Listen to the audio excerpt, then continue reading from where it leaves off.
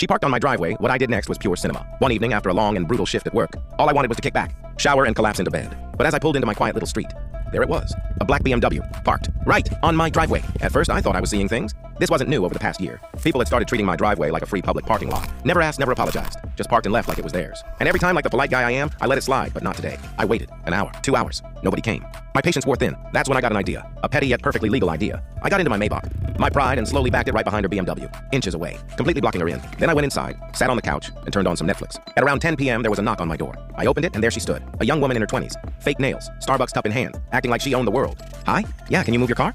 You're blocking me. No apology. No explanation. Not even a hint of politeness. So I just stared at her. She started rambling about how she just needed a spot for a little while and didn't think it was a big deal. Then she started demanding. I moved my car. At that point, I smiled and closed the door right in her face. Didn't say a single word. Then I went to bed. Slept like a king. The next morning, a holiday, I was woken up by the sound of police sirens outside. Someone was pounding on my door.